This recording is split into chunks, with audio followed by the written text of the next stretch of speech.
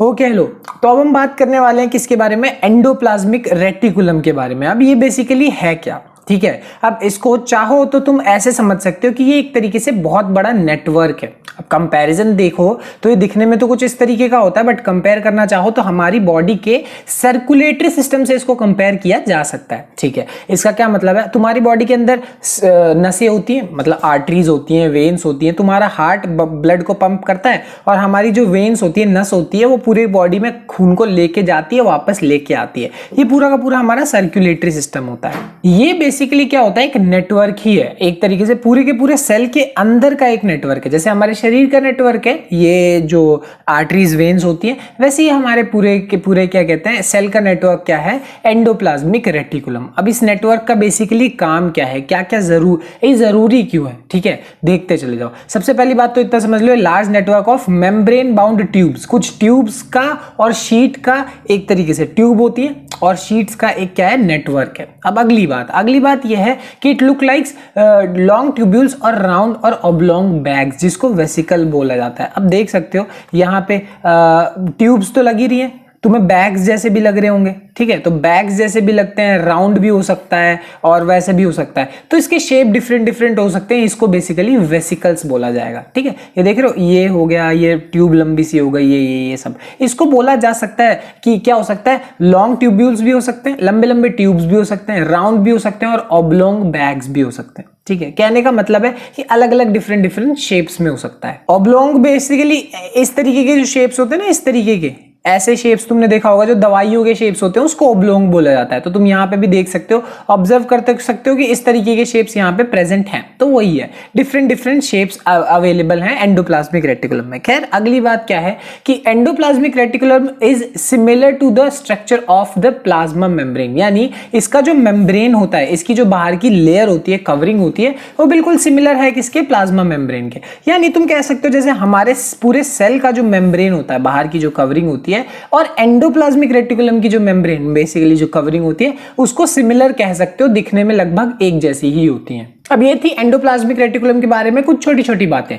Endoplasmic reticulum के बारे में बहुत इंपॉर्टेंट बात यह है कि ये दो टाइप के होते हैं। पहला है रफ एंडोप्लाज्मिक रेटिकुलम और दूसरा है स्मूथ एंडोप्लाज्मिक रेटिकुलम। तो रफ और स्मूथ का क्या मतलब है, रफ का मतलब रफ होता है, स्मूथ का मतलब स्मूथ होता है। बट यहाँ फर्क क्या है, फर्क ये है कि देखो, रफ एंडोप्लाज्मिक रेटिकुलम एक्चुअल में रफ इसलिए है क्योंकि उसकी सरफेस पे ना कुछ ऐसे पार्टिकल्स अटैच्ड होते हैं जिनको हम क्या बोलते हैं, राइबोसोम्स बोलते हैं। मतलब ये जो एंडोप्लाज्मिक रेटिकुलम है, इसके सरफेस पे तुम देख सकते हो ऐसे ऐसे छोटा छोटा उगा हुआ, इसको बोलेंगे राइबोसोम्स। ये चीज प्रेजेंट होती है rough endoplasmic reticulum, basically RER के सरफेस पे, उसके सरफेस पे ऐसा प्रेजेंट है, इसीलिए वो रफ होता है, इसीलिए उसका नाम रफ एंडोप्लाज्मिक रेटिकुलम है। वही हम स्मूथ की बात करें तो उसके सरफेस पे ऐसा कुछ भी नहीं होता, इसीलिए उसको स्मूथ एंडोप्लाज्मिक रेटिकुलम बोला जाता है कि नहीं। इसके सरफेस पे क्या प्रेजेंट है, राइबोसोम्स। अब आगे देखो, आगे बहुत इंपॉर्टेंट बात है कि राइबोसोम्स जो है वो क्या होते हैं, वो बनाते हैं, these are the sites of protein manufacture. यानी राइबोसोम्स पे क्या मैन्युफैक्चर हो रहा होता है, प्रोटीन मैन्युफैक्चर हो रहा होता है। बहुत इंपॉर्टेंट बात है ये, सोचो।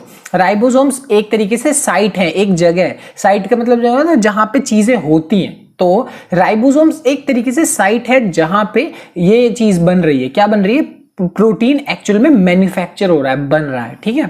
और राइबोसोम्स के बारे में ये बात बहुत ज्यादा इंपॉर्टेंट है, ठीक है। अगली बात देखो, अगली बात यह है कि the manufactured proteins are sent to various places on the cell depending on need. अब ये जो प्रोटीन जो बना, कहां पे बना, राइबोसोम्स पे बना। राइबोसोम्स पे जो प्रोटीन बना, इसको सेल के डिफरेंट पार्ट्स में भेजा जा सकता है जरूरत के हिसाब से। अब जिसको जैसी जरूरत होगी प्रोटीन की, वैसे उसको वहां पे प्रोटीन भेजा जा सकता है। ये इंपॉर्टेंट बात है। और भेजा किसके थ्रू जाएगा, ER के थ्रू ही जाएगा। बेसिकली ER क्या है, ट्यूब ही तो है, एक तरीके से नेटवर्क ही तो है, वो सारी की सारी चीजें इधर से उधर भेजेगी। तो भेजेगा कौन, ER भेजेगा, और बनाएगा कौन उसको, राइबोसोम्स। मतलब राइबोसोम्स की सरफेस पे बनता है बेसिकली प्रोटीन। ये इंपॉर्टेंट बात, काफी इंपॉर्टेंट। अगली बात देखो कि जो सॉफ्ट एंडोप्लाज्मिक रेटिकुलम है, ये देखो, सॉफ्ट एंडोप्लाज्मिक रेटिकुलम जो है वो क्या मैन्युफैक्चर करता है, फैट के मॉलिक्यूल्स या फिर लिपिड्स। अब मैं तुम लोग को ये बात बहुत बार बता चुका हूं कि फैट्स और लिपिड्स लगभग एक ही चीज होती है। लगभग, ठीक है। तो फैट के मॉलिक्यूल्स या फिर लिपिड्स, यानी जो सॉफ्ट एंडोप्लाज्मिक रेटिकुलम है उसकी सरफेस पे क्या बनता है, फैट्स बनता है, ठीक है, समझ में आ गई बात।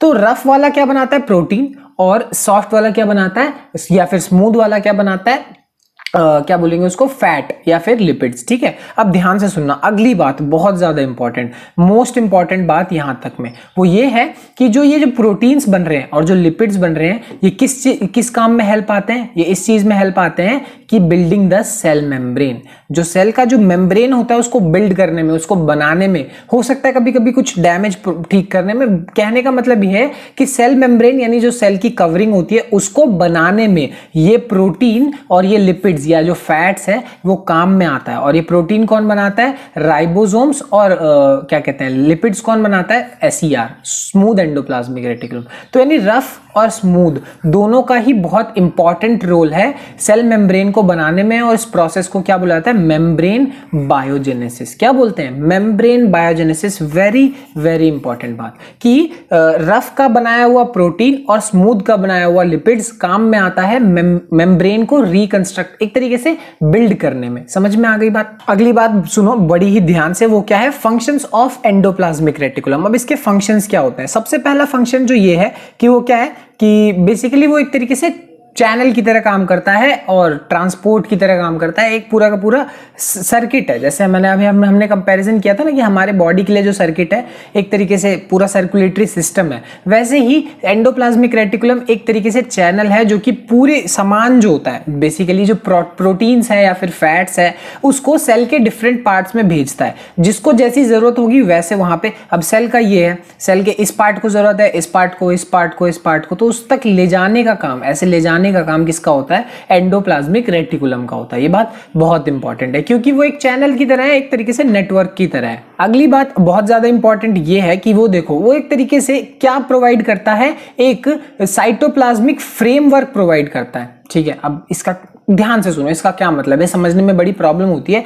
ये एक तरीके से सरफेस प्रोवाइड करता है कुछ ऑर्गेनिजम्स को जिनको वर्टिब्रेट्स बोला जाता है। वर्टिब्रेट्स उन ऑर्गेनिजम्स को बोला जाता है जिनके बेसिकली स्पाइनल कॉर्ड के मतलब जो क्या कहते हैं, जो रीढ़ की हड्डी होती है स्पाइनल कॉर्ड में कवरिंग होती है। इतना समझ लो जैसे हम लोग हैं, हमारी रीढ़ की हड्डी एक तरीके से स्पाइनल कॉर्ड कवरिंग है वहां पे, वैसे ही जैसे टाइगर हो गया, अलग अलग फिशेस हो गई, ये सब इन सब की ना कवरिंग होती है वहां पे। अब इसके बारे में डिटेल में एक हम चैप्टर पढ़ने वाले हैं, कौन सा, डाइवर्सिटी इन लिविंग ऑर्गेनिजम्स। उस चैप्टर में डिटेल में इसके बारे में पढ़ेंगे कि वर्टिब्रेट्स बेसिकली होते क्या हैं, बट इतना समझ लो स्पाइनल कॉर्ड से रिलेशन है। अब वैसे ऑर्गेनिज्म में ये बेसिकली क्या प्रोवाइड करता है, सरफेस प्रोवाइड करता है। किस चीज के लिए, कुछ बायोकेमिकल एक्टिविटीज के लिए, अलग अलग एक्टिविटीज जो वो ऑर्गेनिज्म परफॉर्म करता है, उसके शरीर में कुछ कुछ चीजें हो रही होती हैं, ठीक है। अलग अलग चीजों के लिए वो एक तरीके से सरफेस प्रोवाइड करता है, जगह प्रोवाइड करता है जहां पे ये सारी की सारी चीजें हो सकें। और थर्ड और लास्ट चीज क्या है कि जो सॉफ्ट एंडोप्लाज्मिक रेटिकुलम है वो बहुत ज्यादा इंपॉर्टेंट रोल प्ले करता है किसमें,